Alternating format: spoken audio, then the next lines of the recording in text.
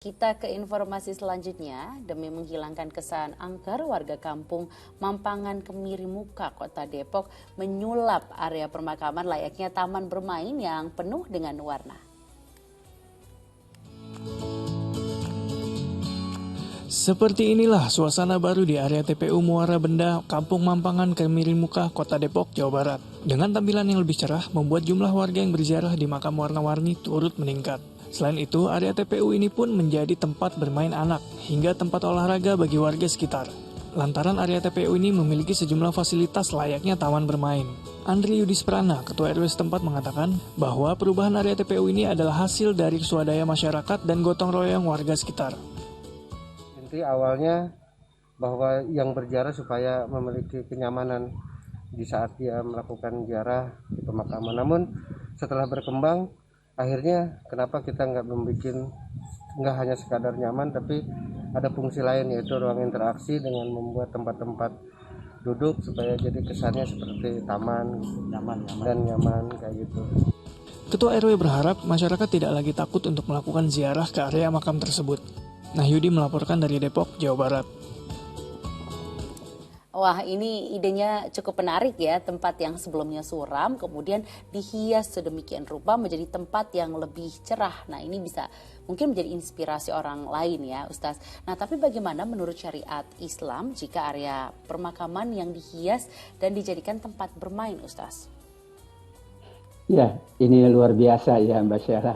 Kreativitas, namun kita akan sesuaikan dengan bagaimana tuntunan syariat kita. Tujuan dari pemakaman adalah untuk menghormati orang yang sudah meninggal dunia. Karenanya banyak sekali adab yang dituntun oleh para ulama.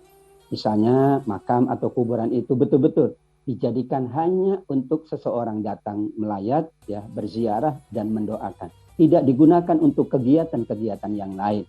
Yang dilakukan oleh beberapa saudara kita adalah menghias bukan makamnya, tapi areal.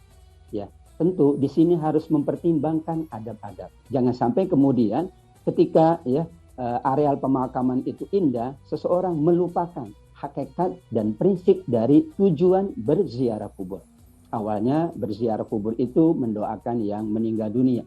Awalnya berziarah kubur adalah tudzakirukumul maut, kata Nabi. Mengingatkan kita bahwa kita akan seperti mereka yang ada di alam barzakh. Kita khawatir, ya ini kekhawatiran, makanya bab ulama itu disebut dengan bab ihtiyat. Boleh tapi ada ihtiyat. Ihtiyat itu kehati-hatian. Awalnya ketika sini masyarakat ingin melakukan itu supaya ada kesan, keindahan, kenyamanan, kemudian orang dapat berziarah dengan baik. Namun kita tidak tahu setelah itu bagaimana anak-anak kita.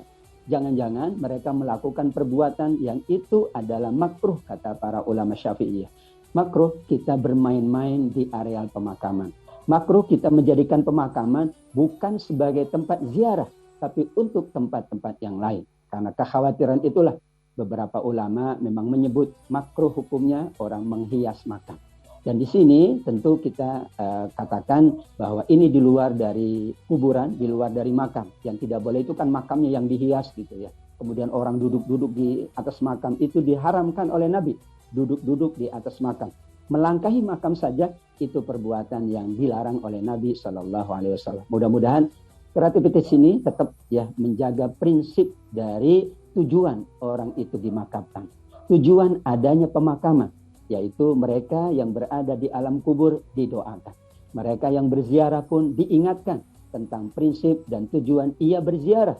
Demikian juga ia diingatkan bahwa nanti semua kita wa inna insyaallahu bikum lahiqun, kata Nabi, semua kita akan berada di alam kubur tersebut insyaallah. Insyaallah ya, mungkin Ustaz ya, boleh kita menghias makam tapi kalau bisa jangan ada yang bermain. Jadi kita tetap bisa fokus untuk berziarah ke makam gitu ya Ustaz ya. Baik, terima kasih Ustaz Atabik Lutfi yang telah memberikan tausiahnya dan ilmunya kepada kami dan juga pemirsa di rumah. Sampai jumpa lagi besok Ustaz. Assalamualaikum. Waalaikumsalam warahmatullahi wabarakatuh. Makasih Mbak Sheila. Ya, terima kasih Ustaz.